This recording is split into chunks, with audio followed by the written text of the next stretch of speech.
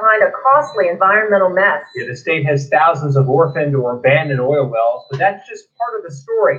Here's Left for Dead. To put it mildly, and when it fits the format for daytime TV, I think it's a crying damn shame.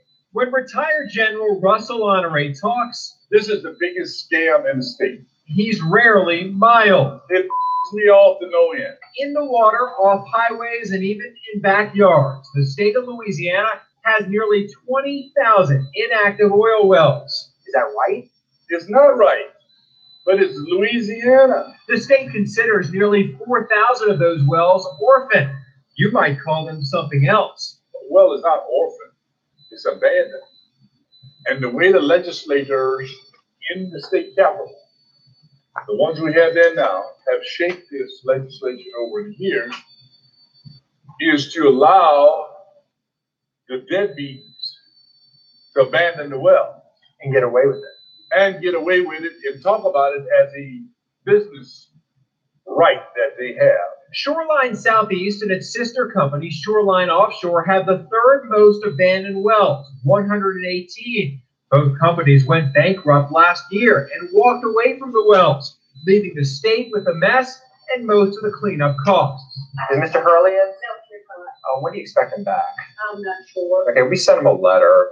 Yeah, we received it. Yeah. There won't be a No comment? We went to Lafayette in the office of Daniel Hurley, the owner and CEO of Shoreline. Hurley shuttered Shoreline and abandoned the unproductive wells. Back in November, the state's Office of Conservation told us someone like Hurley would not be able to walk away and operate a new company. If they ever want to operate in the state of Louisiana again, then they do, because we don't allow them to, either their company or their officers, to become part of another company to operate in the state of Louisiana. But the law apparently has loopholes. After Shoreline abandoned many of its wells, another company took over the rest. Marquee Resources. Look at the addresses. Same office as Shoreline. The owner and CEO of Shoreline, Daniel Hurley, is the CEO of Marquee. According to the Secretary of State records, a group of investors technically owns the company. We are Marquee Resources. We're not affiliated with Shoreline. Okay, he used to be though. But we're not. Shoreline went through bankruptcy. No longer. But he was with Shoreline, right? A lot of us here. Yeah, and then now you're with Marquee? Right, but we are not affiliated with Shoreline at all. Well, who's affiliated with Shoreline? Shoreline went away. It does not exist anymore. Okay. It went through bankruptcy and it was dissolved. There is no Shoreline. When we followed up with the Office of Conservation this month about whether Hurley could jump from one company to another and abandon those wells, that may be poor phrasing. They said the question in November wasn't answered properly. Are they skirting the rules here? It doesn't appear so. I mean, come on, Patrick. You have Dan Hurley in Shoreline Southeast. Mm-hmm. That company goes belly up. They're orphan wells, and the guy is in charge of another company. True, but we didn't have an issue with him being a bad operator as far as not. But he still has orphan wells. He has orphan wells with Shoreline Southeast. But he's not an officer of the new company. He's running the company. He's the CEO. It's in the same office building. It's got the same employees. Everything is the same. We see that commonly. So Marquee Resources has the same office as Shoreline. The companies have the same staff, same CEO, but since Secretary of State records don't list Daniel Hurley as an owner of Marquee, the state says Marquee can operate and own wells. General Honore calls it a major weakness in state law. Hello, that is a scam. When are the lawyers in Louisiana citizens going to wake up to see how we being screwed? Because then eventually they walk away from these wells. When Marquee took over Shoreline's wells, the company received 71 future utility wells, meaning they're inactive, but not abandoned. These future utilities could be future orphan wells. That there is that possibility, especially it's pretty well established the longer they stay that way, utility, the more likely it is nobody's ever going to do anything with it. And this brings up a larger problem in Louisiana. Marquee has a small slice of the future utility wells in the state. A map of Louisiana helps tell this story. The red dots indicate all orphan wells. The purple, those future utility wells. All total, this means the state has at least 14,000 unproductive wells that could be orphaned or abandoned soon. In fact, 2,100 have been unproductive for at least a decade, a few dozen from the 1930s, 40s, and 50s. Wells that haven't been operational in decades, but not technically orphaned or abandoned. Don't be stuck on stupid. The state's 20,000 inactive wells could cost billions to remediate. The state doesn't have that money. No, I want to see them pay to clean it up. That's all. General Russell Honore says until the state starts toughening the laws against companies like Marquis Resources, it's setting itself. Good afternoon, brothers and sisters. Good afternoon. Good afternoon, brothers and sisters. Good afternoon. You are tuned into The Proven Truth. You are listening to The Proven Truth with your brother and host, Anthony Brown. Coming to you live from the studios of Radio Gumbo Creole here in the beautiful territory of New Orleans, Louisiana. Good afternoon, brothers and sisters. Good afternoon. It's another God-given day. It's another God-given day here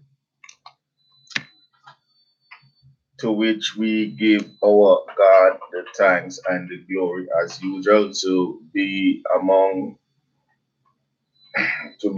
you, or for us to be present here to share this time, to spend this time with our brothers and sisters, not only here in North America, but all over the tropics, all through the diaspora. We welcome and appreciate those of you who take the time to tune in, to listen to us. To you all, we say much love. To you all, we say much love.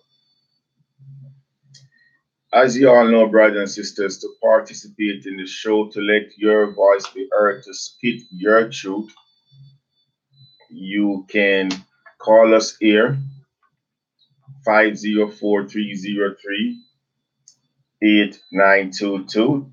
Again, that number is 504-303-8922. You can also listen to us by dialing 712-432-7883. You can also listen to us via the web, via the World Wide Web. That's www.radiogumbocreole.net. You can also check us out on the Facebook. You can check us out on the Facebook by going to Anthony Brown for Assessor 2017. Anthony Brown for Assessor, ASSESSOR 2017. To my Facebook family, to my Facebook friends, much love. I appreciate you guys tuning in. I appreciate you guys tuning in, spending some time with us. I appreciate that. Much love.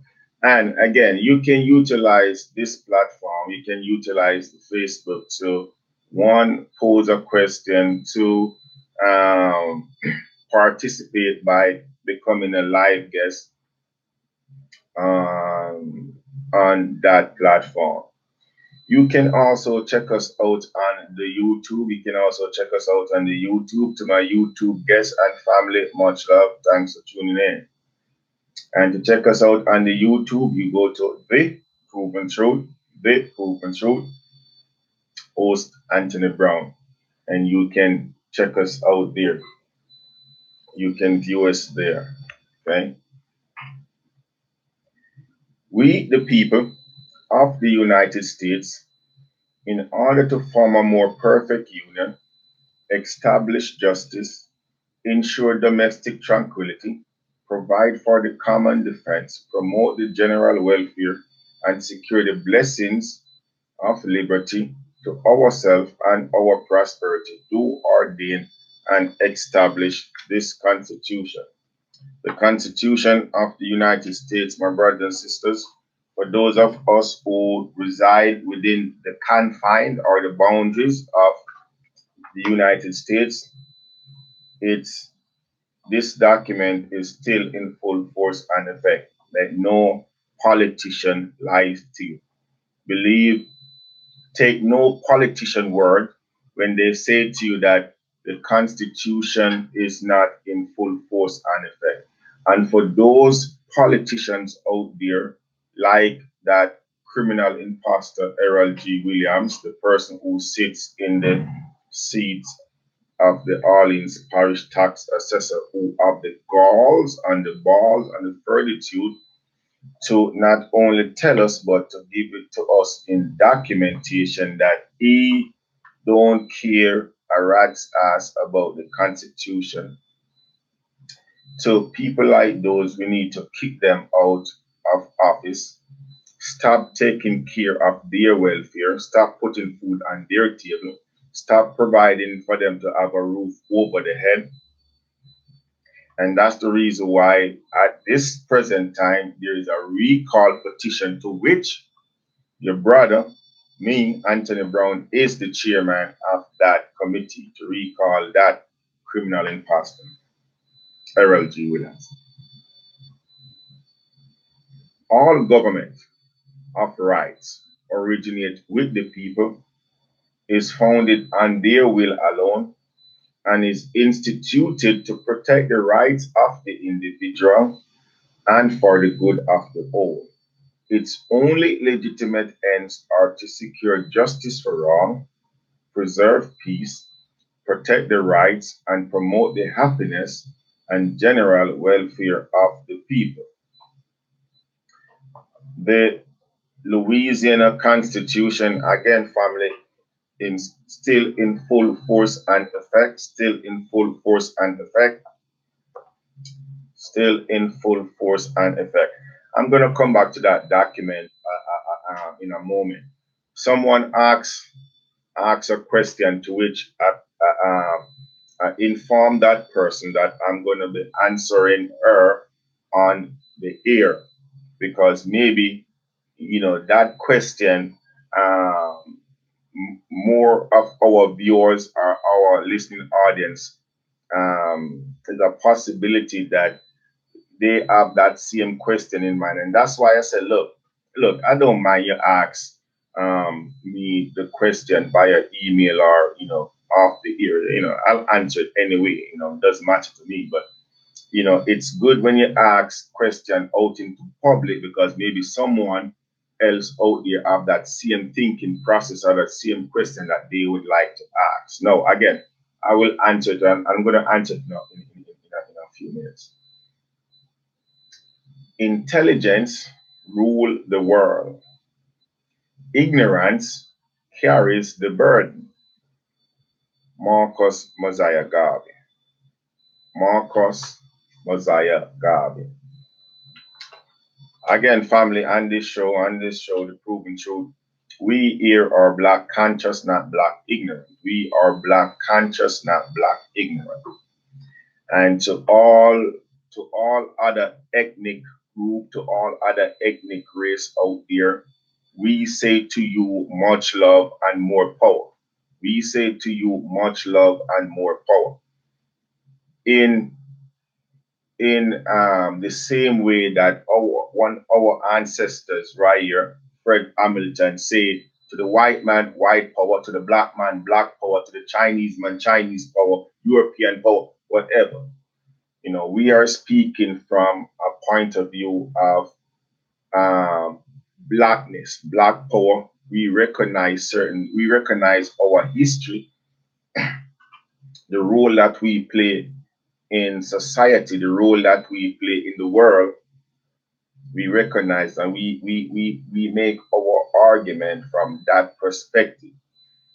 From that perspective, not to say that we think less of no other race or no other ethnic group out there, okay? But, we have to talk on our behalf. Again, we are black conscious, not black ignorant.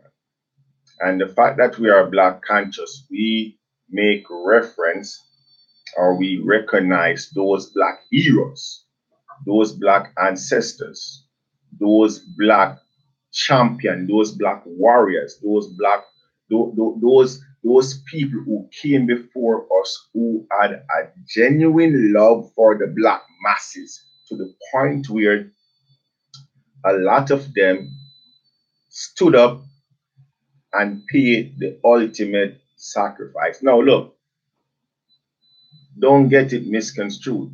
I'm not saying that they give their life because they didn't want to live or they didn't love life. On the contrary, my friends, that was the reason why a lot of them give their life because they love life.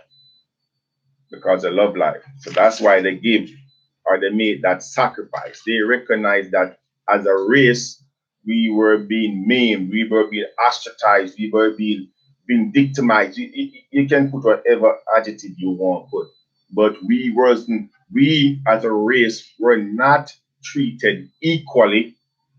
A matter of fact, here in the territory of North America, we were into the black race, the black masses weren't even looked upon as a part of the human race. When the Caucasian, when the European, when the whites, when whatever they want to call them, look at us, they saw us as a means to an end.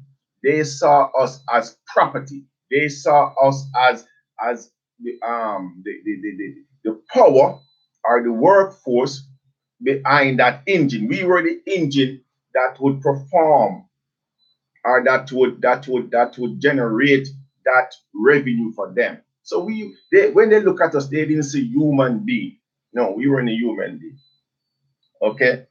And again, my brothers and sisters, when we talk about those people, those black ancestors, those champions that came before us, we're talking about people like Marcus Mosiah Garvey, Nanny from the Maroon, Paul Bogle, Fred Hamilton, Maurice Bishop, Malcolm X, Carter G. Wilson, Harriet Tubman, Thomas Sankara,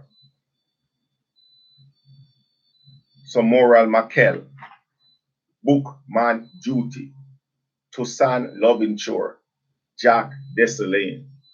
These are a few of our ancestors that we recognize on a day-to-day basis for the contribution that they made to the race and to the world. To the race and to the world. We recognize, and to all of our ancestors, we say, may you rest in peace and much love. May you rest in peace and much love. You did us proud. Someone asked me a question, family, and let me answer that question real quick. Someone asked me a question. I'm going to answer that question. Look, again, the person who asked me that question, as I tell her before, all she needed was to do was to find a copy of the United States Constitution and just read through it.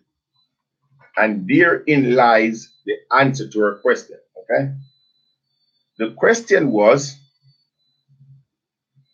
why do I read the board constitution? She asked, well, okay, when you read the board then, why can't you just read the one from Louisiana and that would suffice? And I told her, I said, look, I'm going to answer you on the ear. Even though you don't ask a question on the ear, I'm going to answer you on the ear. Because look, again, family, that's one of the things that we're faced with. And I recognize that. Because for a long time, a matter of fact, even today, because of the miseducation, because of the false doctrine, because of the lack of knowledge, the lack of information that people even of today find themselves in a place, because they lack the knowledge, they will take certain action or make certain statement because they don't have the knowledge. They don't have the knowledge. Look, when we talk about knowledge here, or when we talk about the truth on this program, the proven, as the name of the show denounced, the proven truth. What are we talking about? We are talking about that which is constant, that to which is constant with facts and reality. Okay, that to which is constant with facts and reality. So look, my truth, Anthony Brown truth, may not be your truth. Your truth, you may have a different variation, or your truth may be totally different than mine. But is it factual? If we put it underneath a scientific test, can history prove your argument or prove your truth to be factual? That's what we're talking about here. When we speak on this show, right, we are speaking about the truth to which is constant with facts and reality. So let no man put a ponder. Let no man say, okay, that's not the truth. Okay, it's not the truth. Here is facts, factual evidence, and here's the reality. So we saying to that the sky, if you go there and look in the sky is blue, or you know what I mean? The sky itself is blue and the cloud is white. Is that true? Is that if you go there and you do a scientific test, will you find the clouds to be white? Will you find the clouds to be or the sky to be blue? If you go here, look at the grass. Depends on the climate or the condition. If I say to you the grass outside is green, is that my truth? Is it the truth? Should you go there and the grass is brown? Again, it depends on the climate. But I'm gonna tell you that the grass is green based on facts and reality. And one of the reality is that maybe it's a summertime. So because it's summertime, you know the different components that allow the grass to be green. The sun is shining, you get regular water and certain other conditions with that allow the grass to be green. Family, well, I hope you guys get my drift what I'm talking about. Okay, so I said to her I was going to answer her question. Now, to answer your question, my friend, my sister, I'm going to go to my pocketbook version of the United States Constitution. And if my memory serves me right, it's supposed to be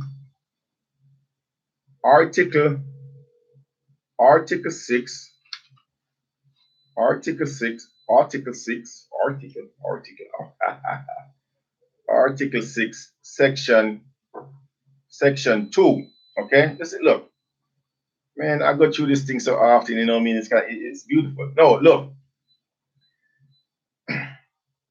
For those of you who've been watching or listening to us for some time now, you will know or notice that we refer to the United States Constitution as who is your daddy. That's just something that we choose to say, just to give it a little smithiness behind it. Who is your daddy? Meaning the head of the household. Who is the king? Who is the authority? The Constitution, the United States Constitution. We refer to that document as who is your daddy. And the other 50 territories, as we have them right now, would be the offspring of this document. Now, to my sister, I ain't gonna call you out. But look, listen. This is why we read this document first. Listen to this. Again, the United States Constitution, Article 6, paragraph or Section 2. This Constitution, and I read, this Constitution and the laws of the United States, which shall be made in pursuant thereof, and all the treaties made, or which shall be made under the authority of the United States, shall be the supreme law of the land. My sister, you catch that? And all judges in every state, did you catch that? Shall be bound thereby. Anything in this constitution or laws of any state to the contrary, notwithstanding, and that word notwithstanding is a legal term, meaning anything. So this section right here, this clause right here is referred to. I'm talking to my sisters. I know you other guys out there listening to me know what this is. This is referred to as the supremacy clause in the Constitution. The supremacy clause in the Constitution.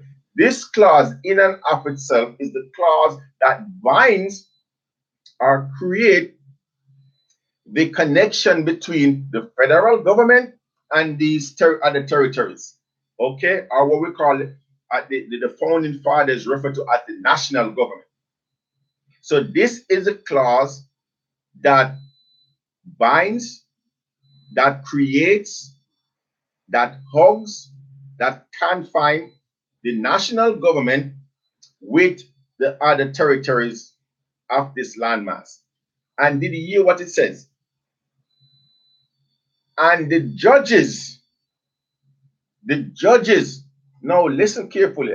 I think it was the last show, which was this past Thursday. I was talking about the judicial branch of government. And I stated that even though the judicial branch have no superior power or authority than the other branches, the judicial branch finds itself in a unique place based on its portfolio or its functionality. Okay? Now here we had what you call the founding fathers of the United States, or the authors to the Constitution, saying that or is actually giving notice to the judges in all the territory that you must abide by this document. And anything or any variation of this document or anything that you may create in your state or your territory that is in direct conflict of this document, what did these guys say it will be? Let's go back. It says, anything in the Constitution or laws of any state to the contrary is null and void of law. That's the supremacy clause. So, my sister, to answer your question, I hope I did. The reason why I don't just read the Louisiana Constitution and read this one first is because without the daddy, going inside the bedroom and doing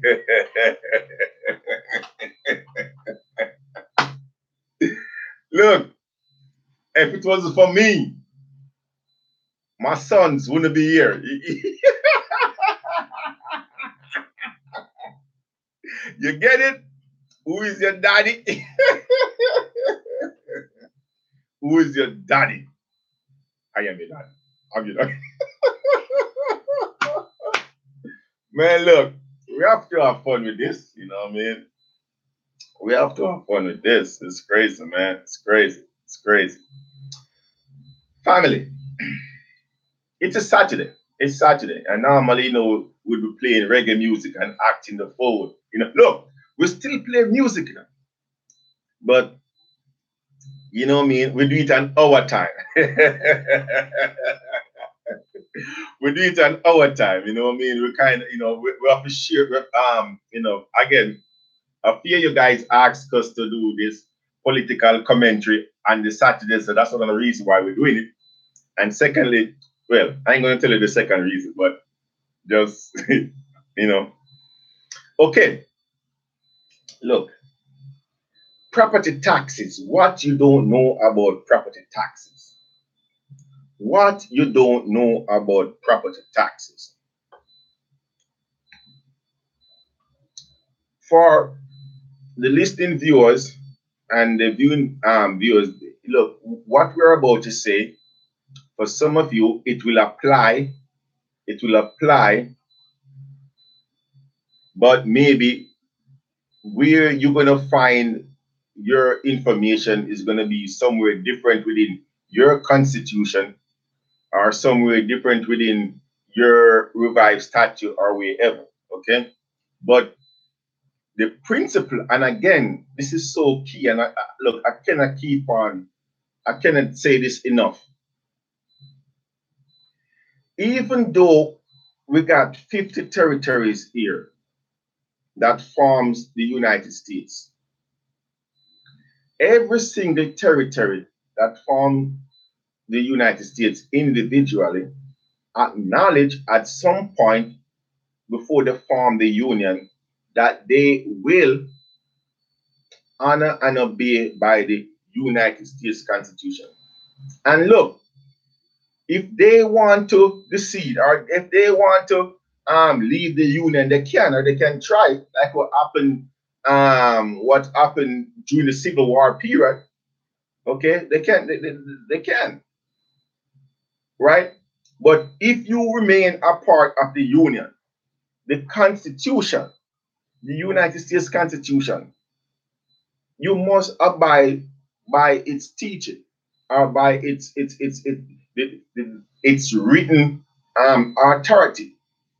So it doesn't matter what these legislative people in the territory of Louisiana here in Baton Rouge put on paper. If what they put on paper is not in line with the United States Constitution, you can use the paper that it is written on and wipe your ass with that. I do. Well, I don't actually wipe my ass. I throw it in the garbage. What you don't know about property tax. Let's talk a little bit. Here in the territory of New Orleans, Louisiana, anything that you need to know about taxes, property tax, don't call me.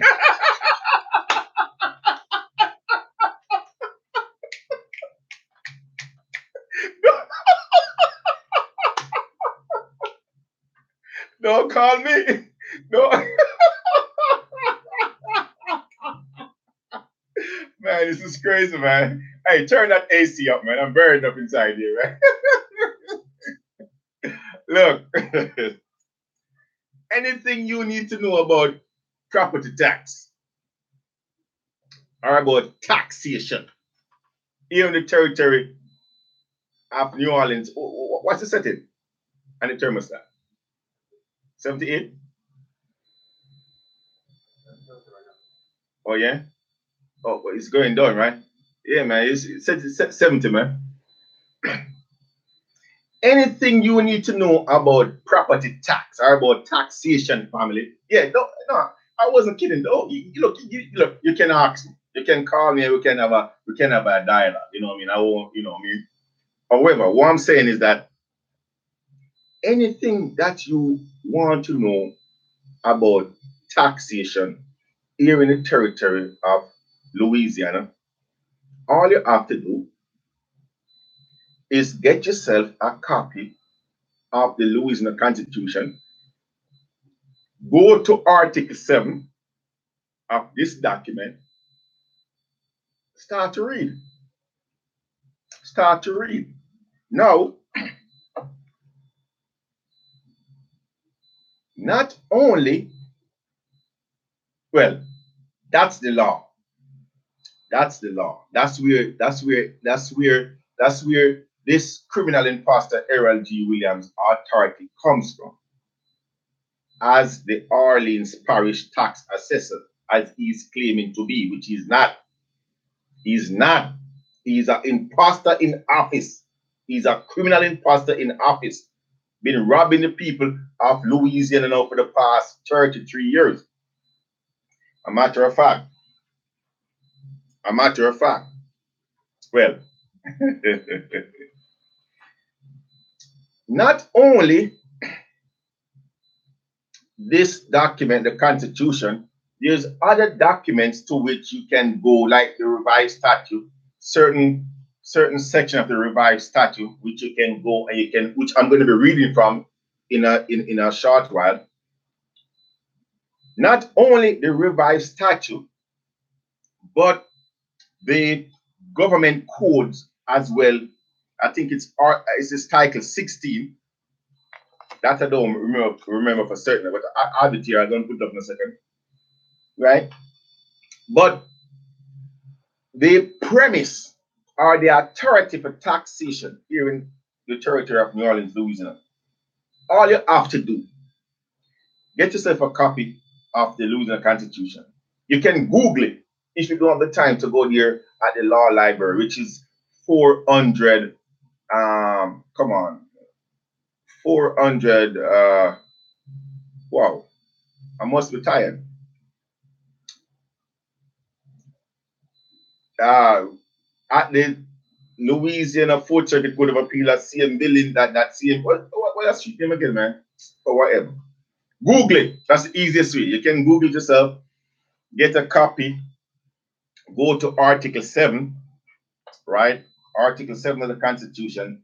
And what Article 7 will teach you or will inform you, it will read revenue and finance. Article 7 of the Louisiana Constitution deals with revenue and finance. Part 1, general provision. And it starts off by telling you power to tax, public purpose. So the power to tax must be, so when they tax, when we the people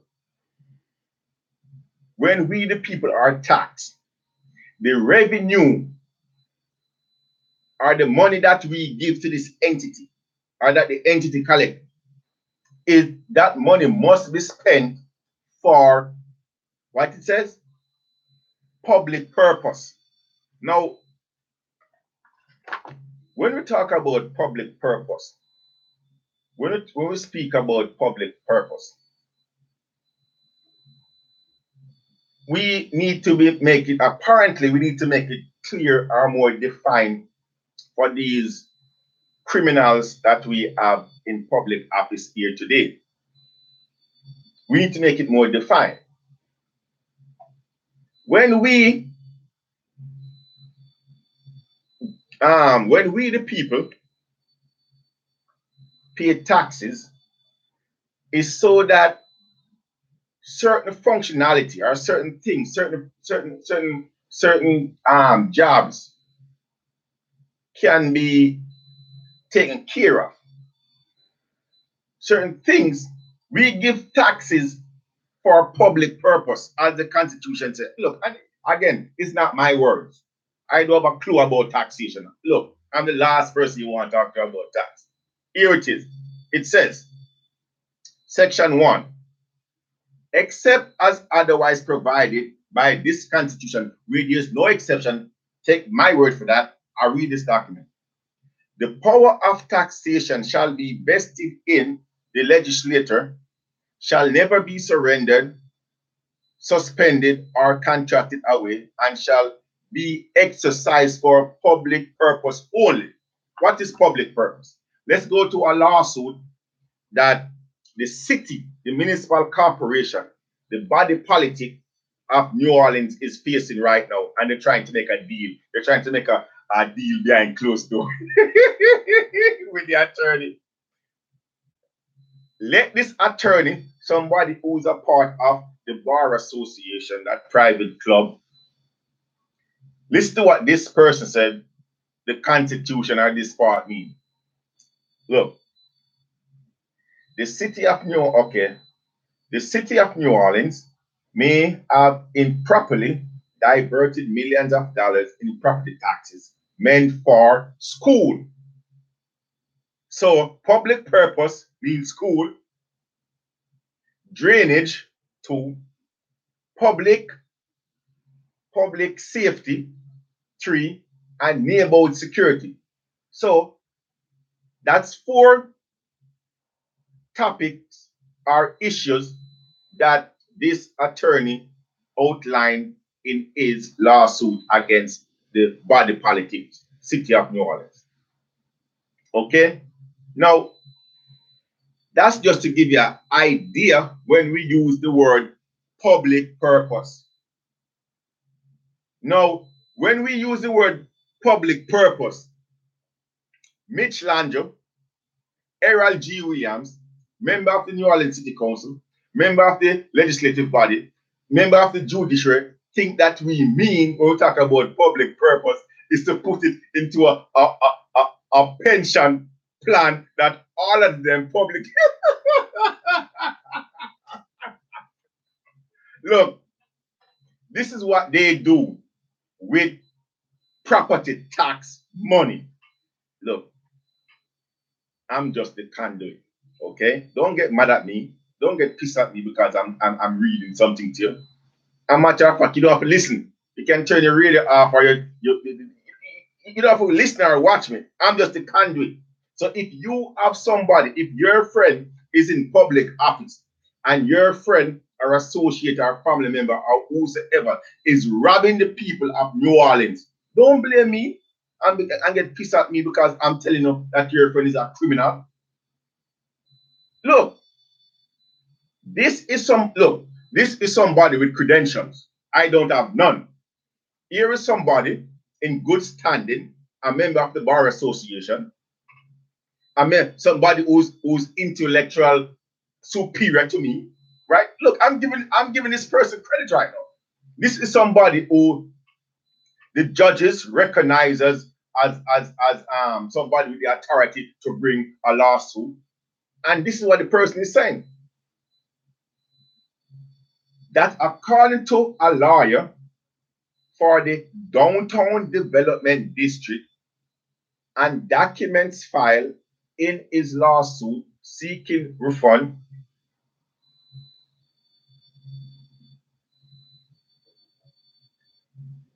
the city had collected on its behalf and diverted to retirement fund.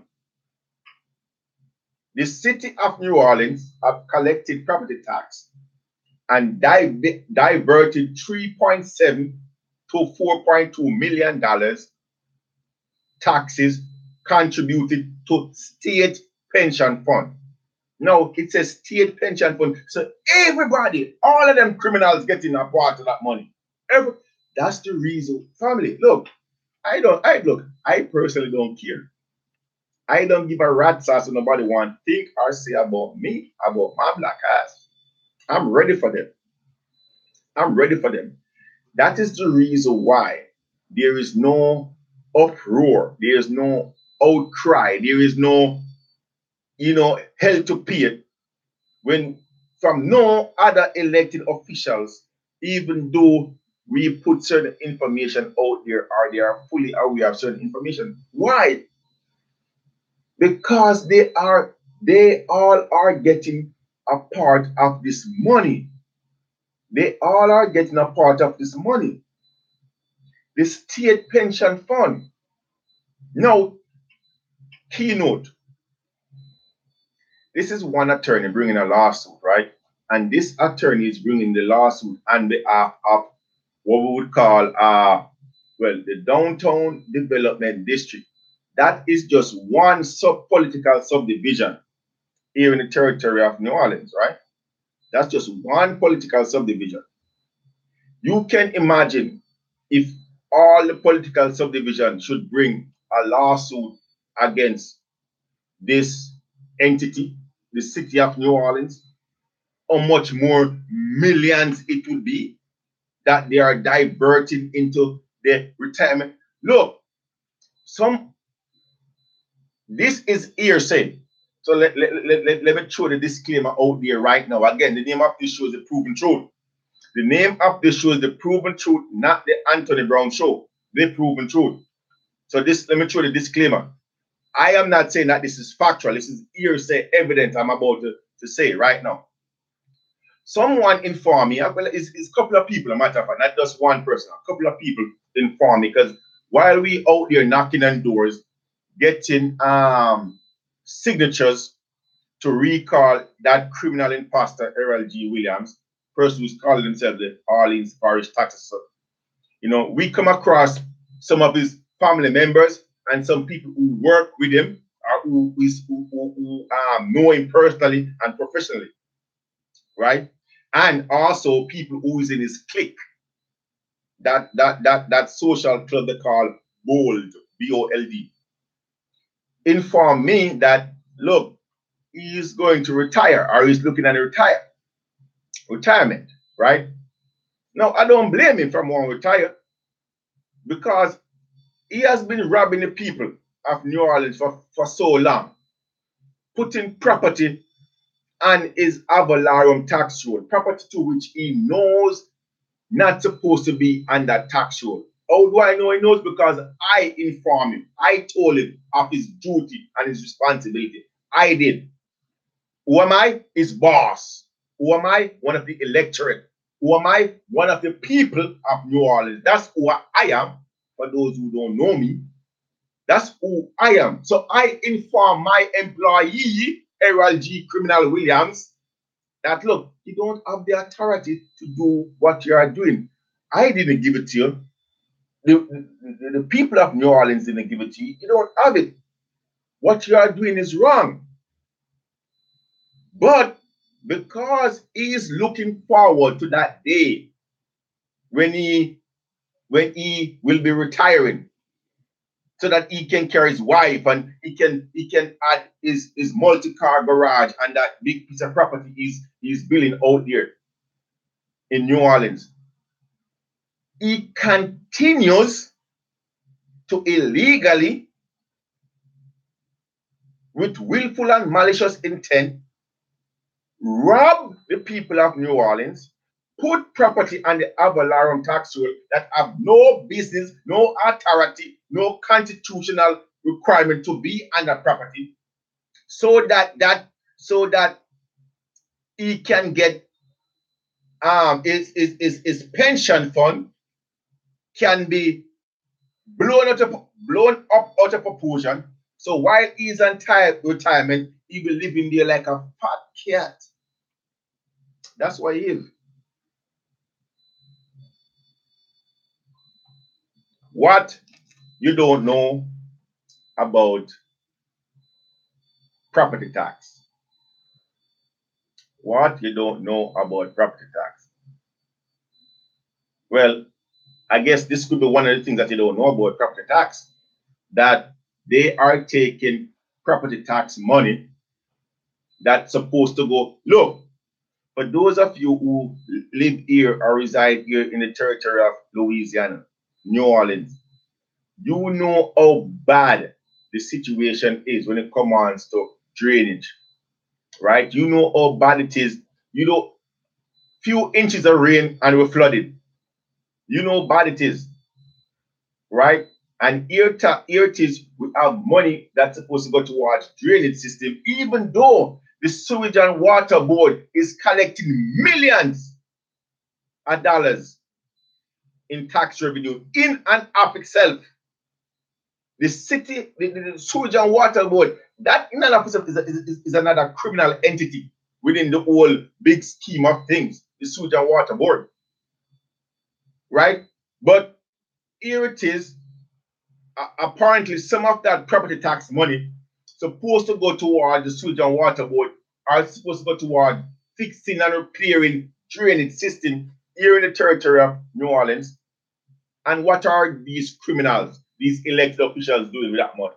Putting that money in the Guardian pocket. That's what they're doing. Putting that money in their pocket. So, for my brothers and sisters here in the territory of New Orleans, that's one thing that you didn't know, because I know a lot of you out there, you know, on the grind and the hustle and bustle. So that's one thing you didn't know about property tax, that the money that you pay for property tax, the money that you contribute to property tax, right? What you think supposed to go towards all of these things that this learned scholar outlined in his lawsuit. No, that money is going into Harold G. Williams' pocket, criminal bastard. Something else that you may not know about property tax. As the Orleans Parish Tax Assessor, Errol G. Williams, have the authority. Again, we know he's an imposter. He's not in that office with any authority. We know it. And again, we know that to be a fact. So for all of you out there who think I'm full of crap, right? Again, don't ask no question, or if you have a comment, don't be afraid to challenge me. Don't be afraid. I'm ready. Look, I'm ready, man. Hey, look, I'm ready. Don't be afraid to look. Call me 504-303-8922. You know, look. If you don't want to call me, okay. Look, if you don't want to call me and you want to leave, you want to leave a question, you can go onto the YouTube at The Proven Truth, hosted by Anthony Brown, and leave a question there. I'll answer. Or you can go on the Facebook, Anthony Brown for Assessor 2017. I'll answer. Look, I'll answer. You know what I'm saying? For those of you, you may not know this about property tax. The tax assessor, I'm not talking about Errol G. Williams right now. I'm talking about the tax assessor. A matter of fact, this is for every single tax assessor in the territory of Louisiana. Because again, that criminal imposter that sits on the 4th floor of 1300 Parder Street right now, who is claiming to be the tax assessor, is a criminal, 1, and 2, he's an imposter. He's an imposter. So we ain't talking about him. But for every other tax assessor in the territory of Louisiana, they only have a constitutional authority to deal with one person or one group of people. And that person or group of people are known as or referred to as taxpayers. One word, taxpayers. Taxpayer. Listen, I'm telling you something that you didn't know. Now, for those of you who know it, more power to you. Every single tax assessor in the territory of Louisiana has the authority, constitutional authority, to deal with one group of people, and that group of people are referred to as taxpayers. Okay? Now,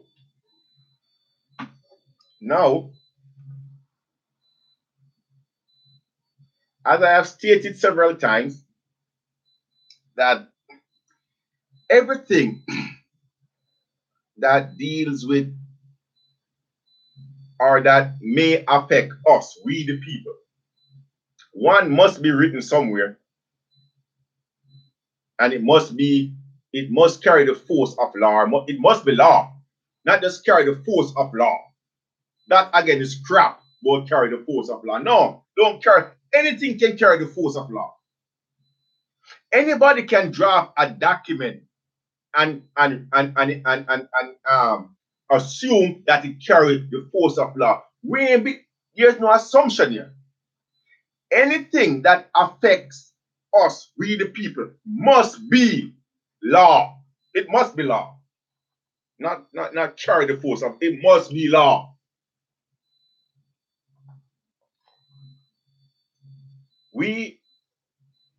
To find out if you are a taxpayer, or to find out if any taxing authority have any authority to do business or to contact you or do whatever. For those of us here in the territory of Louisiana, for those of you in other territories, I can just about guarantee that this information is within your revised statute as well, or your penal code, or whatever it is as well. You just have to go and look and search for it. But here in the territory of Louisiana, this is the group of people who the tax assessor can deal with, or can send any type of documents to, or have the constitutional authority to rule over, to do business with a taxpayer. Louisiana Revised Statute, Title 47, Revenue and Taxation, General Definition. So, look, family, you said it's a general definition. General definition. Again, they, like Mr. Williams told us in his written document, he don't give a rat's ass about the meaning of words. That means you're an ignorant buffoon, you're an ignorant fool, you're a dumbass. You're supposed to be in public office. Dumbass Errol G. Williams, that's what you are. We don't want to see your credentials. Where's his credentials? Master's degree. And if you don't want to know the meaning of word, you're supposed to be collecting money from we the people. This is who taxpayers are. Section 2, paragraph 4, taxpayers, in bracket, in quotation. Means, you see? Means. So every word have meaning. For those of you who legal scholars out there, you know what I'm talking about. Means any person liable to pay a tax or to file a return, tax return, under any provision in which the word taxpayer appears, regardless of whether such person has paid any tax or filed the required return, regardless. So here it is, brothers and sisters.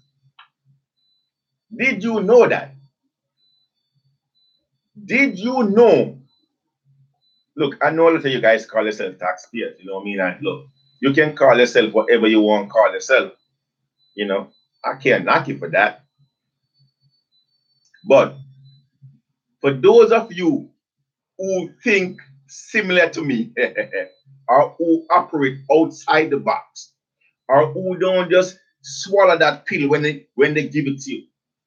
For those of us, or for those of you who use critical thinking, who use common sense, for those of you who read and don't only look at what is on the written paper in glance, but take a deep look at what is written. For those of you who recognize the fact that government and its employees, or government and elected officials, were put in that position because of we the people. For those of you who recognize your authority as an electorate, for those of you who recognize your authority as a boss, for those of you who recognize your authority as the person who put an X beside their name, you know something, I always have an issue with that. I always have an issue with the fact that when you go in the ballot, or when you go behind that grid, you put an X beside that person. I always question that crap. I was like, why would they put an X? Look, when I was going to school, right? When I was going to school, and look, my school wasn't as big and lavish as some of you guys. You know, my school was, you know, look, but let's not even go there. But when I was going to school, right? I know that X represents something that was negative, or that was wrong, or that wasn't correct. You know, if I do a mathematical equation and it was wrong, the teacher will put an X beside it.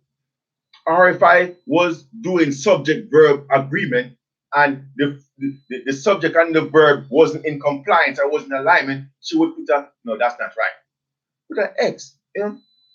Now, here it is, when I was a kid, now here it is, I'm a grown-ass man, right, or I think I am, and I supposed to know, so, look, so what I was taught when I was a kid, totally reversed on me.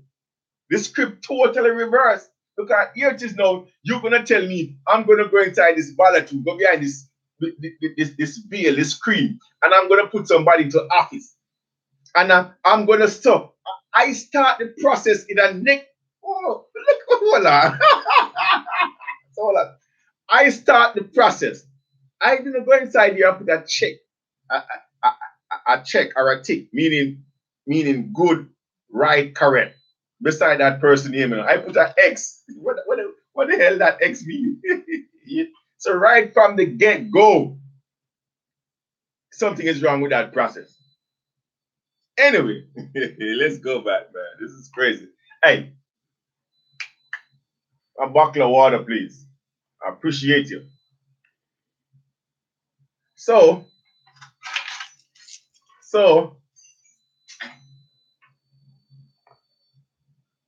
I need some more water, man. I'm thirsty over here. I'm burning up, man. I'm burning up. So check this out. Based on this definition of who a constitutional tax assessor would have the authority to deal with, there is certain requirements that must be met, right?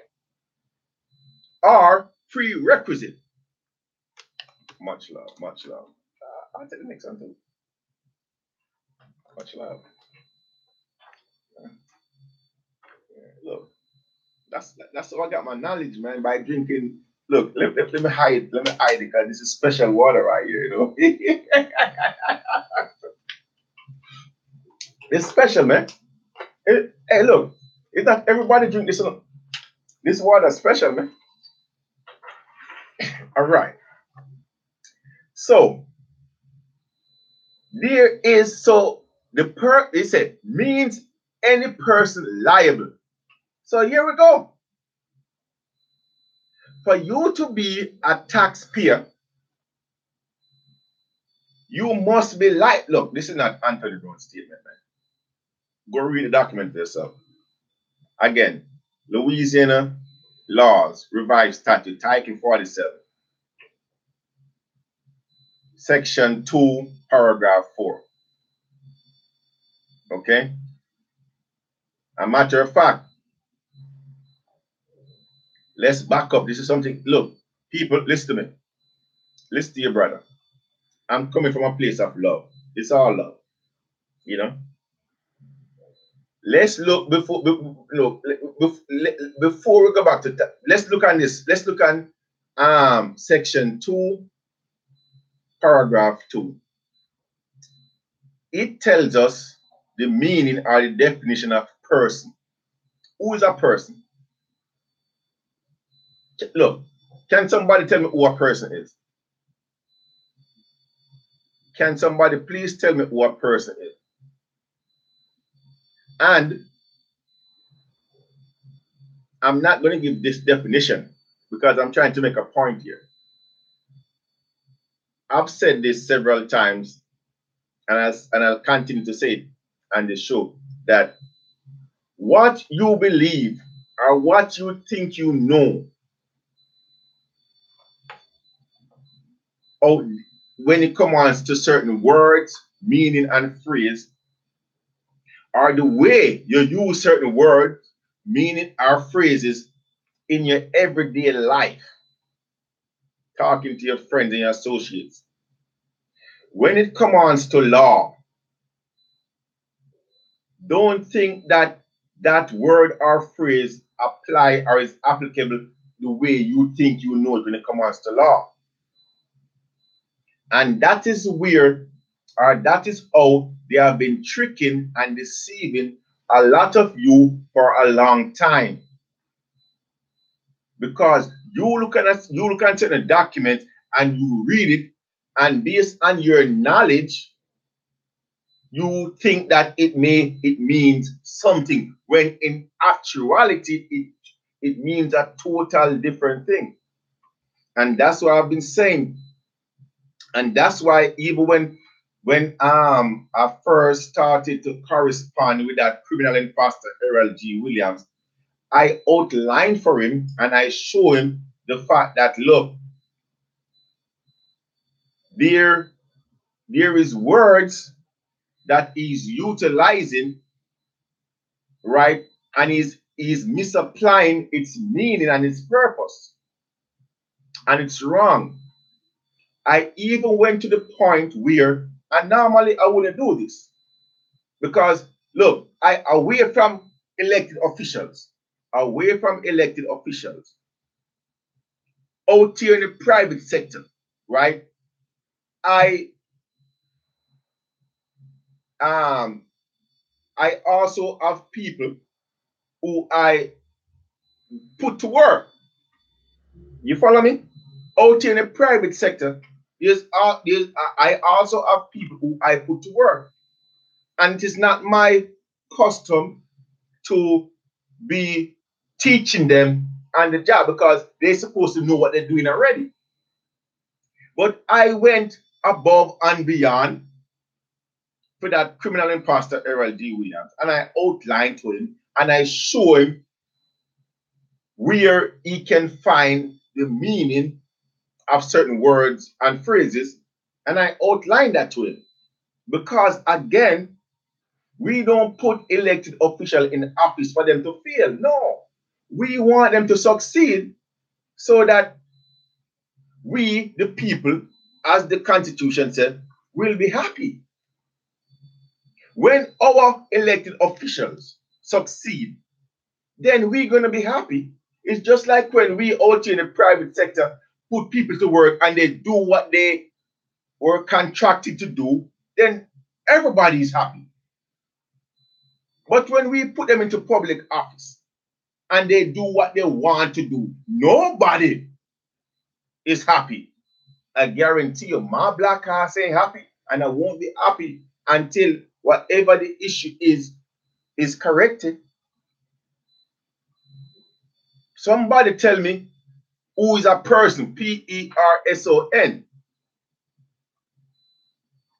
as it relates, well, give me your definition of who a person is. And then I will tell you who a person is as it relates to the law, or to Title 7, or to taxes. So here, according to the definition, which again, as somebody who is operating under his constitutional authority, he would be fully aware that of this definition for a taxpayer. And then he would further be aware that a taxpayer must be someone or mean someone who is liable to pay a tax or to file a return under any provision in which the word taxpayer appears, regardless if you do it before or not. So here is a prerequisite. Now, you would then have to go and do some more work, because the word taxpayer don't mean every single person that lives in the territory of New Orleans, Louisiana. It don't mean that. If it did, it would have said that in the law. The word taxpayer don't mean every single individual that live and reside here in the territory of New Orleans, Louisiana. That's not what taxpayer is, you criminal imposter, you criminal bastard, Errol G. Williams, and your crony friend, Mitch Landry, and all of you criminals. A taxpayer, one must be liable. So, you then have to ask yourself, liable? Who is liable? Who is liable? No, we are paying you, giving you a salary. You can go and find out who is liable. You can do that. Now, for those of you listening to me, I did that for that criminal imposter Errol G. Williams. I did that for him because I recognize that he is ignorant to his job description. It was either the fact that he was ignorant or the fact that he was a criminal. Now we come to find out that it was the latter. Because even after we submit, take a time out of our busy day. Look, I'm a busy man. But I recognize the fact that we have public officials who we are giving a lucrative salary to, who have a contract with we the people, who are not doing what they are required to do by law. And I recognize that a lot of my brothers and sisters out there, busy, out there on the grind, trying to keep food on their table, roof over their heads, and clothes on the back. So I take it upon myself to inform my employee, Errol G. Williams, not only him, but those people down there in the Louisiana Tax Commission Board, not only them, but that other criminal, Mitch J. Landry, the person who, the ex-mayor of New Orleans, and many others. But when you understand the fact that according to this lawyer right here, according to this brilliant scholar right here, they are putting the money, property tax money, diverted to state pension fund. They don't care. Look, Errol G. Williams told us, bro. I don't care, man. And this is the reason why I don't care. Because now, either way, he's going to leave office. Either way, he's going to leave office. I'm telling you that. He's going to either goddamn retire, as they say he's going to retire, or we're going to get the required amount of signature to recall his black dumbass, or two, we're going to hit him back on the ballot. So either way, and we're going to expose him. No, look, family, talking about the ballot. Speaking of the ballot, man, look. Speaking of the ballot, 2018 election, in another 2 days, no, today is the 14th. In another 4 days, which is the 18th, we will be having qualifying. That's when qualifying starts for the U.S. Congressional District, 2nd District. What? We have a brother that's going to be out on the ballot. We affectionately call him Looney Man, Mr. Belden Batiste. Look, 2018, 2019, and 2020, we're just getting warm. We're just getting warm. We're just getting warm. We need to change the dynamic. The territory of Louisiana is number one right now. We have the Grammy. We have platinum.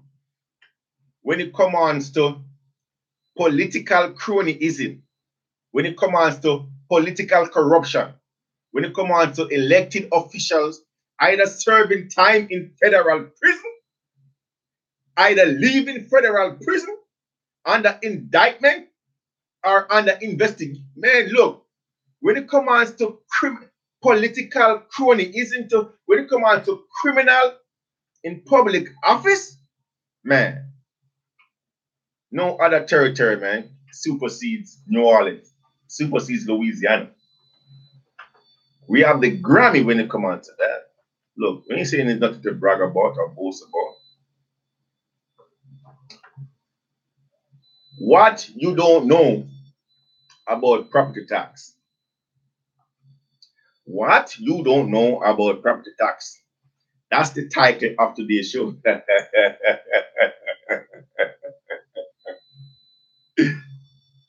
Let me tell you something, my brothers and sisters, what you don't know. Or some of you may know, may not know. When you look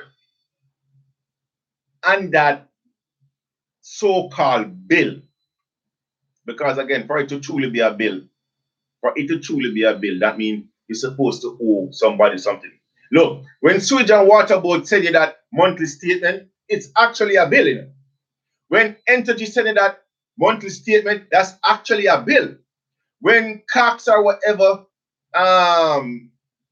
service you send you, that monthly statement or that monthly bill is actually a bill. Why? Because either through a meeting of the mind, an understanding of the mind, or through contract, they provided a service and you utilize that service. Follow me carefully. Again, look, this is common sense. You know, look, again, I'm not as brilliant a scholar as a lot of you guys out there with your PhDs and your master's degree and your 4-year college, whatever, the names and titles. Look, and look, it's all love. No, serious. I love you guys for doing that. I'm not knocking you guys. Look, no. Don't think that I'm mocking anybody or draining anybody from, spending years into these institutions. No, I'm not doing that. But what I'm saying is, I'm speaking to you from a common sense point of view. I'm speaking to you from outside that box. You know, the box. You went to institution of higher indoctrination where they indoctrinate you and tell you how you have to go this straight line. And if you come off on the straight line,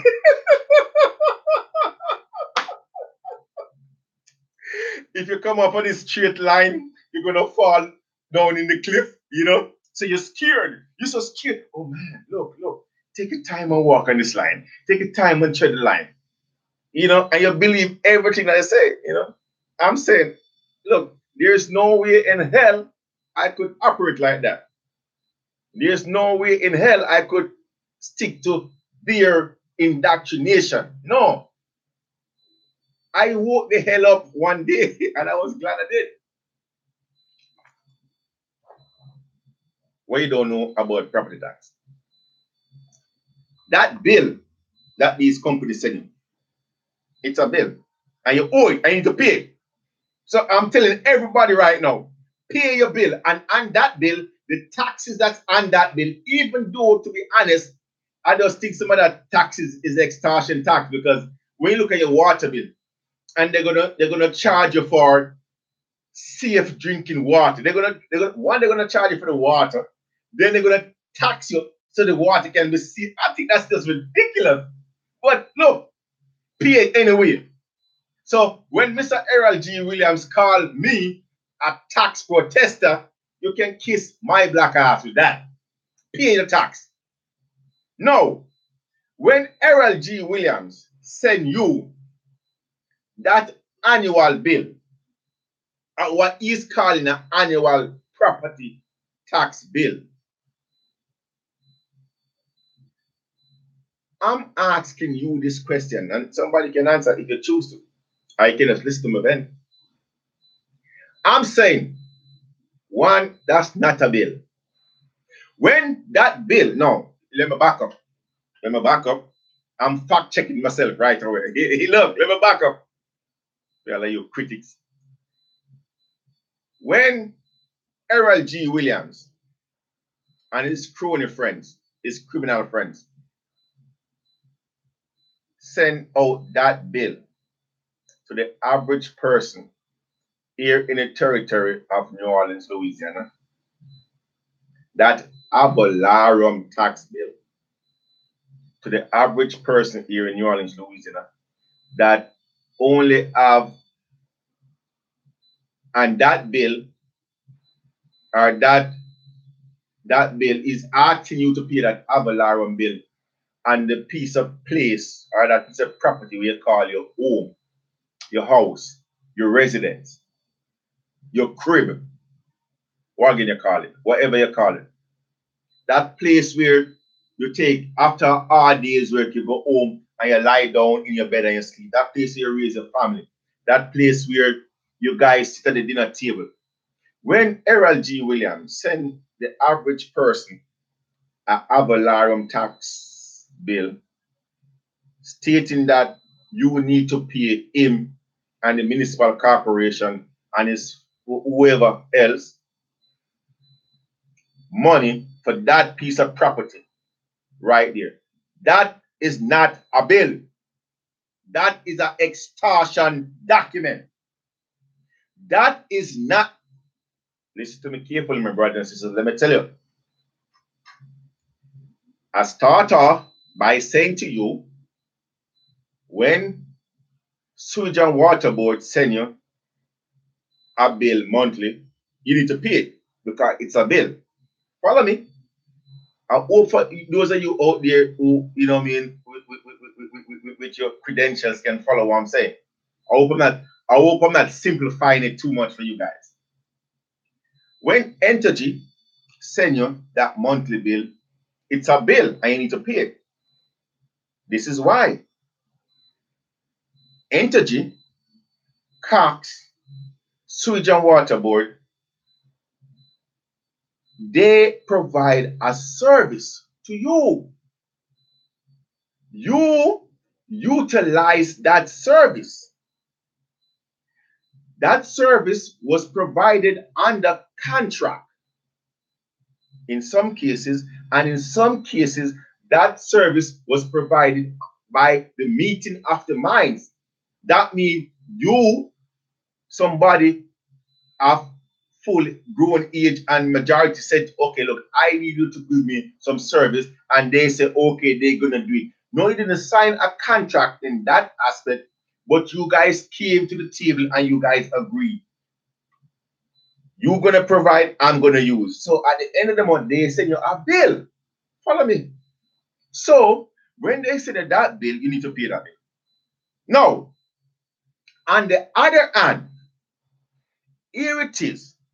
That criminal imposter, Errol G. Williams, gonna send you a bill, an annual bill. And on that bill, it's an avalarum bill. Now, I don't know about nobody else, but at what point in time did Errol G. Williams, that criminal imposter that sits on the 4th floor, 1300 Parliament Street, call himself the tax assessor, sit with you? Or at what point in time did you and Errol G. Williams sign a contract? Or at what point in time did you sit with him and he said to you, I'm going to provide a service for you, I'm going to give you something, and because I give you something, I'm going to send you a bill? Where is the exchange? What type of exchange take place to the point where he's sending you what is called a bill? Look, family, follow what I'm saying. It's simple, man. It's not that difficult. Come on, family. It's not that difficult. I'm saying, I give you these glasses right here. I got the glasses in my hand, family. I got a, man, this is a player's glasses. I got a player's glasses. The shade is blue, right? And I'm saying, I'm giving these glasses to my friend over here. And I said, look, this is my glasses. I own these glasses. And I'm going to give these glasses to you, right? I know you don't have the money right now, but I'm going to send you a bill at the end of the month or at the end of the year for my glasses. And you say, okay, you know something? Damn, this is a beautiful glasses. I love these glasses, man. Damn, this shade blue too. Man, look, I'm going to find myself a fine-ass chick with this glass tonight. Look, I'm going to take these glasses. So you take the glasses. So here, I have something that you need. You is willing to pay me for what I have, right? So there was an exchange of the mind right here. There was some contractual obligation right here. Something exchange hands. Something exchange hands right here. You feel what I'm saying? That's what I'm saying.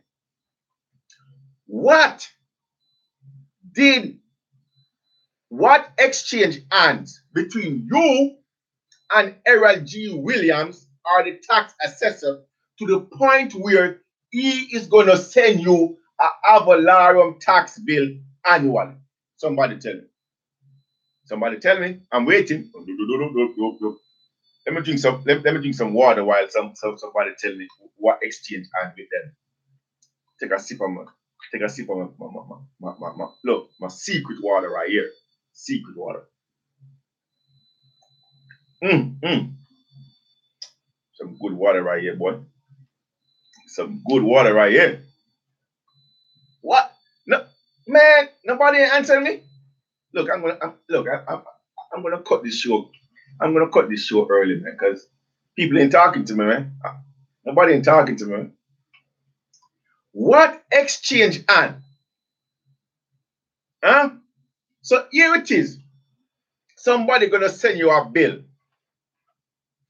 Just imagine somebody pull up in front of your house one day, right, with a tow truck, and they put in your car and they tow truck.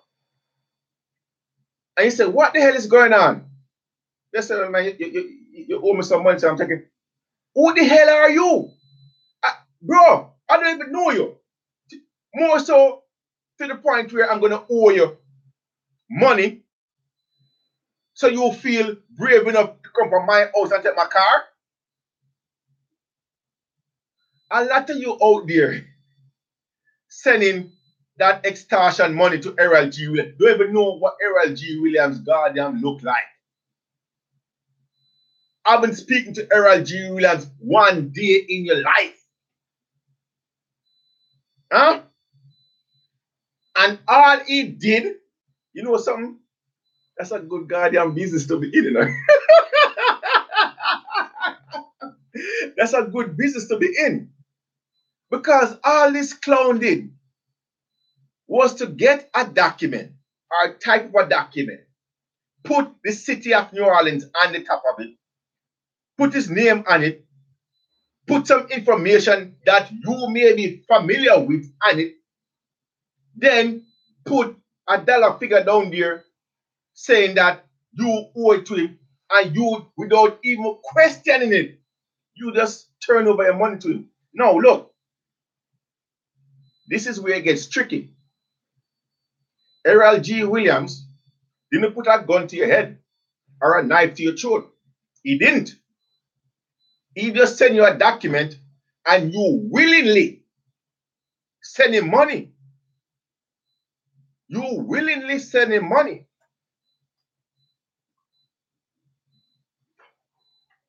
The Avalarium tax bill that he sent to the average person was done in deceit, by deception, and so that Errol G. Williams pension fund, a retirement fund, would be bigger, fatter while he, once he leaves office. Now, again, what you don't know, everything that have to do with we the people that's written into law must be defined.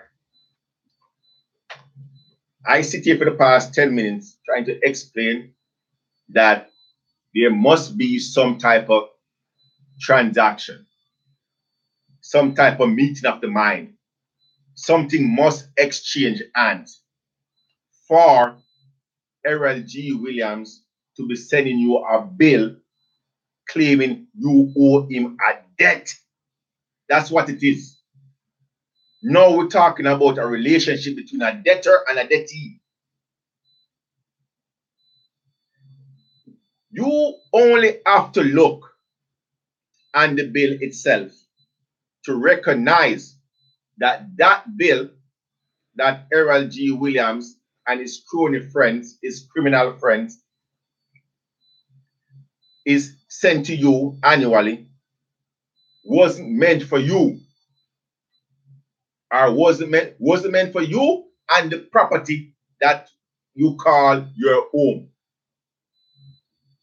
All you have to look is on the word Avalarium. The word is A-D-V-A-L-O-R-E-M, avalarum. Now, beside that word avalarum, they put the word tax. They put the word tax beside that word avalarum. Now, people, to the again, if you should look, Article 7, Section 18, Article 7, Section 18 of the law, which is what's the law? Louisiana Constitution. The Louisiana Constitution, in all fairness, does carry the word taxes beside the word avalarum. So Article 7, Part 2, Section 18 reads avalarum taxes. Now, when you go to Section A, it says assessment.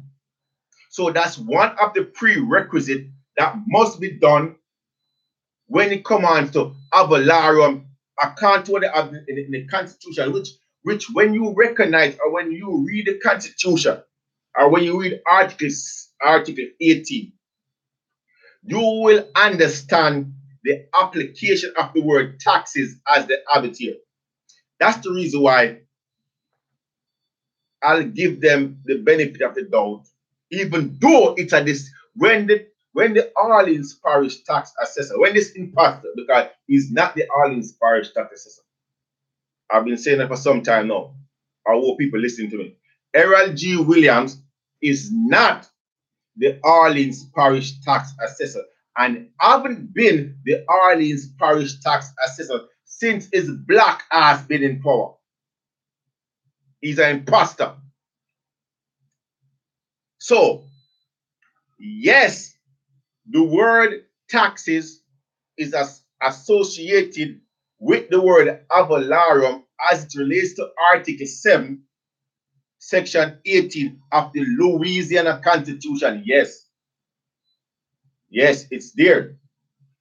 Its application there is righteous as it is in the Constitution. Its application as it is on that so-called bill that the imposter Errol G. Williams sent out is misleading and deceiving. Its application and its intent as it relates to the bill that Errol G. imposter Williams sent out is misleading and deceptive, deceiving. And it's done to trick you and to take your money from you. If you read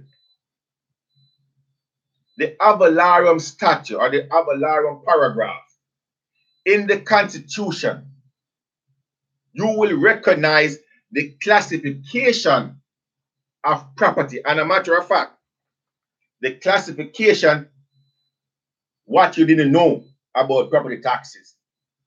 The classification of property that the avalarum tax is associated with. You will see in Section 18 and beyond. If you read it for yourself. Now, let's go back to who is your daddy, or the legislative body, who are the group of people on the national side who authors law that can affect we the people. Look, this thing is simple, you know, man. People telling me about taxes is complicated. What the hell is so complicated about this?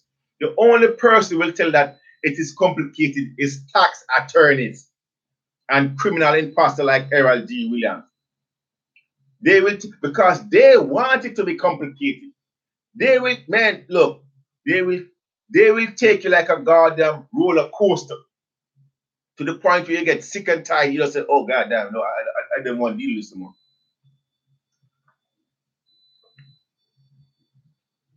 Law dictionary, legal term, avalarum. according to the value, period. Now, look, you see, again, I've been saying this many times. They will take a sentence from a paragraph or a sentence fragment.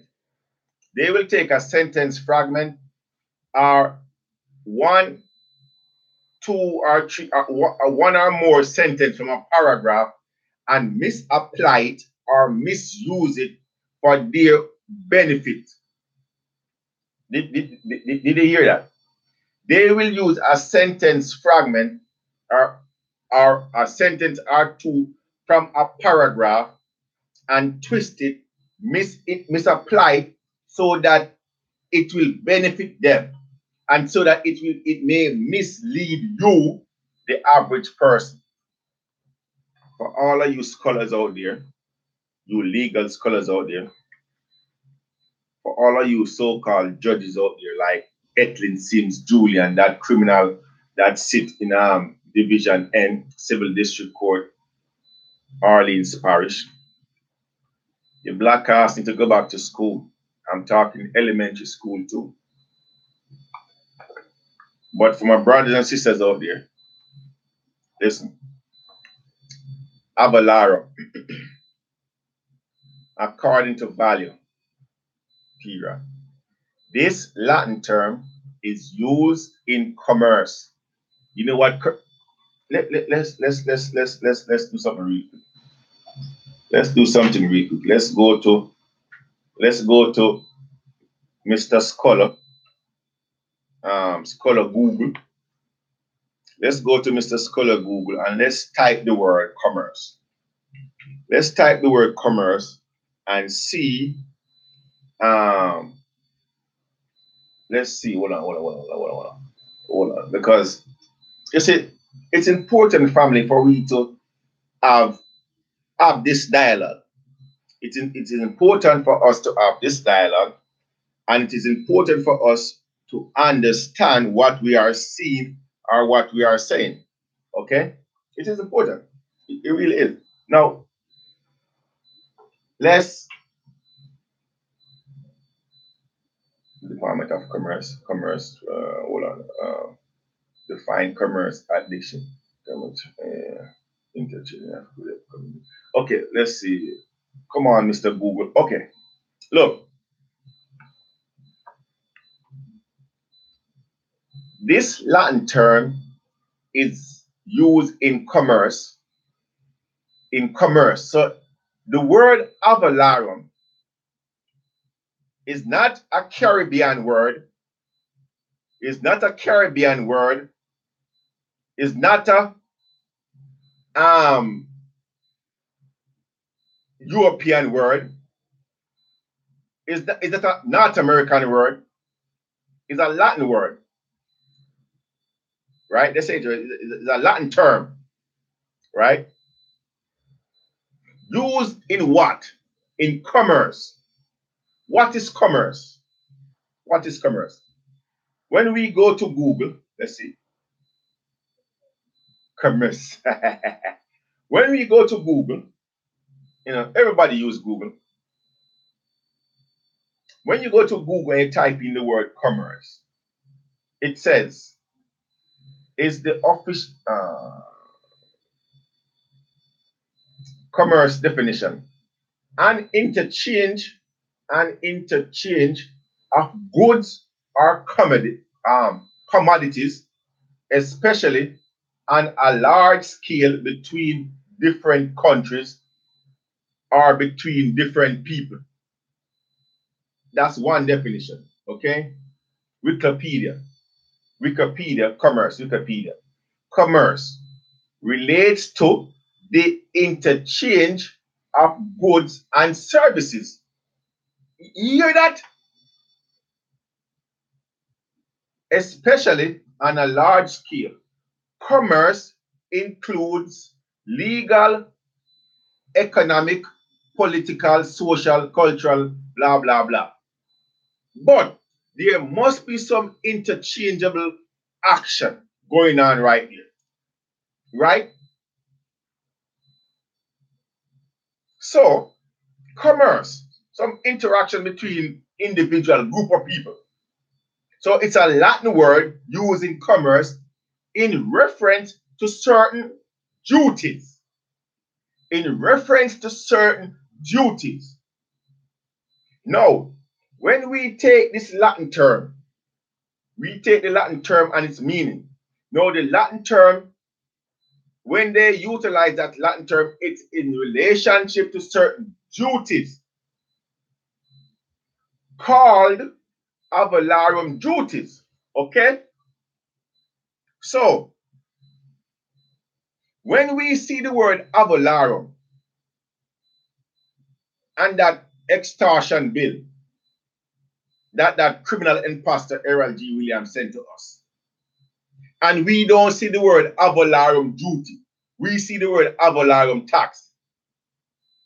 There and then we recognize that there's something wrong with this picture. Or you're gonna be associating the word avalarum with the word tax as it applies to what you is selling us, or as it applies to the piece of property that you are claiming that we owe you a tax on. And that's what I'm saying. Follow me carefully, family. The word avalarum in the law, which is the Constitution of the Territory of Louisiana, does carry the word tax associated with it. It does. But when you go through the document and its application according to the classification of the properties, it is just, it is righteous, it is applicable. But when Errol G. Williams utilized the word tax with the word avalarum as it relates to the so-called bill that he's sending to you, it's misleading, it's deceiving, it's not righteous, it's wrong, it's false, it's a deception. Now, you see the origin of the word avalarum. That's key, family. For all of you scholars out there, it's key. It's key. It's a key component. It is telling us that one, that word was taken from somewhere else, another place, another time. And that word have with it or came with it a certain meaning. You follow me? A certain meaning, a certain function, a certain activity. And when we take that word from Latin America, from whichever Latin country it came from, we take with it everything. Not just its application, or its meaning, we take everything. Right? Which are levied, and this is the second part, which are levied on commodities at certain rates per centum, and which and their value. See duties input Act of Congress. So this is what I'm saying. Who is your daddy? The Constitution. Who is your daddy? The national government. Who is your offspring? The Louisiana Constitution. It was by an act of Congress, the United States Congress, that we take unto ourselves that word and its attributes, the word avalarum. The word avalarum. That word is a commercial word, just like how I've been telling you people, my brothers and sisters who I love so much. When you look on that same so-called bill that criminal imposter Errol G. Williams is sending out to you, and you see the word real estate, I know a lot of you out there would love to own real estate. God damn it, I would love to own real estate too. Shit. I would love to own real estate too, to be honest with you. But that piece of property that protects you from the climate, from the weather, from the sun, from the rain, from the snow, from the hail. That piece of property that you go home to every single day, that crap ain't real estate. You have been misinformed. You have been lied to. You have been bamboozled. You have been tricked. You have been deceived. Because somebody else and some other group of people want to put money in their pocket or their pension fund. Harold G. Williams and his co-leaders.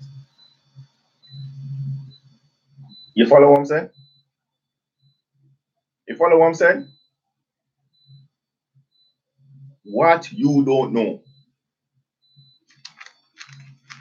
What you don't know.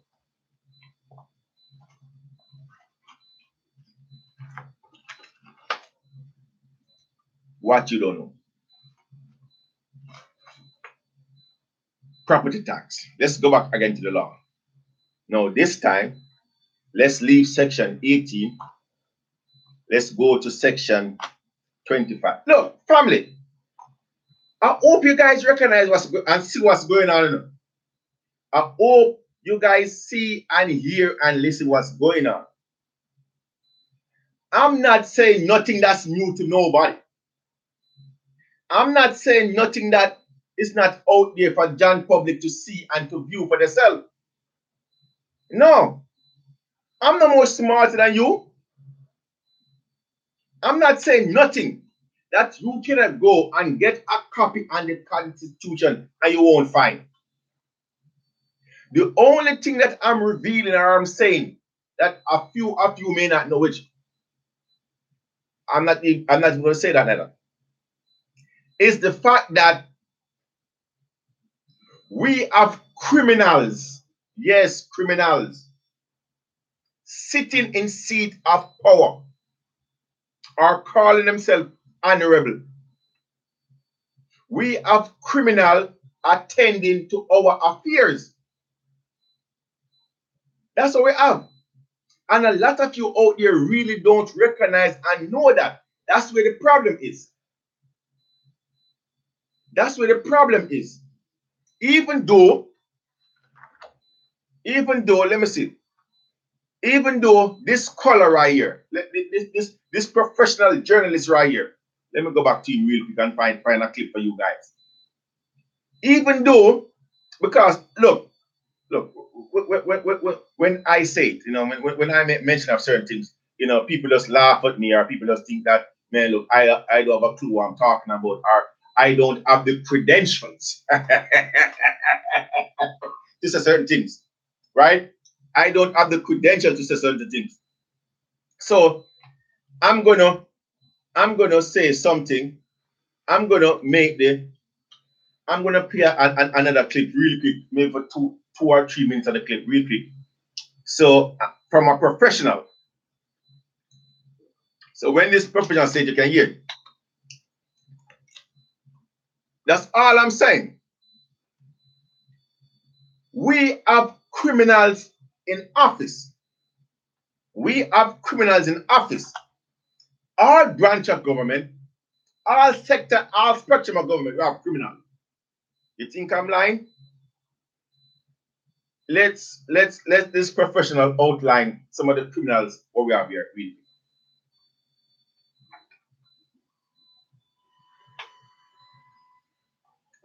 Whoa. Investigation could catch the attention of investigators. A judge told the Supreme Court she made less than $25,000 in cash officiating weddings. But new information we received from the state suggests she could have earned nearly double that amount. Here's our new investigation, misjudged. $100 bills right into the pockets of judges. At a minimum, and it's much more than this, is unseemly. In 1 year, one New Orleans judge may have received a $100 bill 473 times. Do the math. The math shows she could have pocketed as much as $47,300 in cash. It's beyond frustration, William. A Fox 8 investigation revealed judges in New Orleans' first and second city courts overcharge couples for their weddings. The law says the judges can charge $5 for a wedding, but at the Algiers courthouse, Judge Tina Anderson Trahan made couples pay $100. Legal experts say the law also requires the judges to deposit that money into the court's bank account, but instead the judges kept the money as extra income. For a judge to say, I don't know the law that regulates my job as a judge, either they're not telling the truth, or equally bad, maybe worse, they're ignorant of the law that regulates their position. The state keeps a copy of every marriage license, on it the officiant and the location and time of the wedding. The state's Vital Records Office sent us this spreadsheet that shows how many weddings each city court judge presided over the past few years. It shows in 2015, Second City Court Judge Tina Anderson Trahan officiated 415 weddings. In 2016, 463. And last year, 473 weddings. Now we have a real problem. A problem for two reasons. Every year, Judge Anderson Trahan files a financial disclosure statement with the state Supreme Court. On it, she signs a sworn statement that the information is true and correct. Anderson Trahan claimed to make between $5,000 and $25,000 officiating weddings. Again, she charged $100 a wedding, and last year officiated 473, netting as much as $47,000. Tulane law professor Joel Friedman says that likely means she either didn't keep all of the money, performed 223 free weddings, or misreported her earnings to the Supreme Court. She may be not only understating it on her judicial ethics form, she may be also understating it on her income tax form, because this is clearly compensation that has to be declared as income on your federal income tax and your state income tax. Could be serious. So that's a big time felony. And that could be her other problem. If Anderson Trahan did in fact earn that much money and didn't alert the Supreme Court of the full amount, CPA Patrick Lynch questions whether she could be underreporting her earnings to the IRS. Well, the implication is if she hasn't, then she's subject to a substantial underpayment penalty and could possibly face civil and criminal fraud. We asked Anderson Trahan if she shared any of the wedding money with office staff, if she gave any free weddings, and how much money she reported to the IRS for wedding income. She refused to comment. Yeah, there should be an investigation. And the question I would ask as a taxpayer, where is the oversight? CPA Patrick Lynch wants the IRS, state, and Supreme Court to investigate. What are they doing to oversee this? The data provided by the state shows all four judges stopped officiating weddings in mid-May. In fact, two judges officiated their last wedding the day our story aired. Not one has married a couple since. It's an admission that they shouldn't have been doing it in the first place. In 6 years, Judge Tina Anderson Trahan could have collected as much as $219,000 in cash, money that Joel Friedman says she should return to the court and the couples where the law says that money belongs. They should not be allowed to keep money that they now would admit they received in violation of the law, even though they would allege they didn't realize it was in violation of law. And these are judges saying, gee, I didn't know the law. Again, You can believe that. Judges say they don't know the law. That is just to show you. That is just to show your family what we're dealing with. That's just to show you what we're dealing with. Okay? Now, let's go real quick. Let's go real quick to first, let's go to section 24 of Article 7. We only have 5 minutes left on the clock. Tax assessor. A tax assessor shall be elected by the electorates of each parish. His term of office shall be for 4 years. His election, duty, and compensation shall be as provided by law.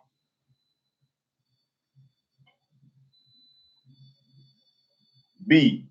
All his parish tax assessors shall be elected at the same time as the municipal office as the municipal officers of New Orleans. C. Vacancy. When a vacancy occurs in the office of the tax assessor, the duties of the office until filled by election as provided by the law shall be assumed by the chief deputy assessor. At this point in time, the chief deputy assessor, whosoever that person is, should be the one officiating the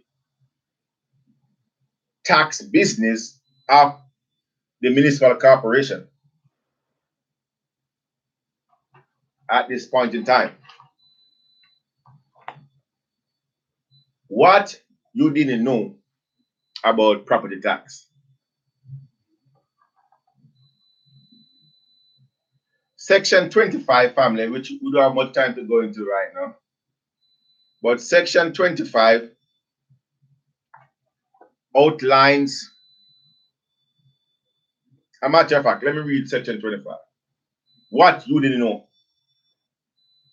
There shall be no forfeiture of property for non-payment of tax, period. Did you know that? How many of you know that? Huh? How many of you brilliant scholars know that? Again, look, get a copy of this document and read for yourself. There shall be no, what the word forfeiture mean? Mean loss, deprivation, take away, lose. There shall be no forfeitures of property for non-payment of tax, period. What is not clear or what is ambiguous about that? How many of you knew that? That you cannot lose your property? How many of you so-called brilliant scholars? How many of my critics out there knew that? How many of my critics care about that crap? So, when that criminal imposter, Errol G. Williams, and his crony friends like Mitch Landry, member of City Council, member of people in Baton Rouge, when you lose that place you call your home, when you lose that place you go home to after a hard day's work, when they claim you lose that place or they're taking away that place, when they give civicsource.com the authority to action your piece of property, the piece you call it home, because of non-payment of property tax, and you guys just walk away from it, that's the reason why I love the Second Amendment to the United States Constitution. I love it. Now, I don't need the Constitution to tell me what I can and cannot do. I understand that. But the last time I checked was 2 hours ago. This is still the United States of America. We still have a constitution. We still have a president. We still have a Congress. And we still have 50 territories that's associated with the United States. My brothers and sisters, Anthony Brown, much love.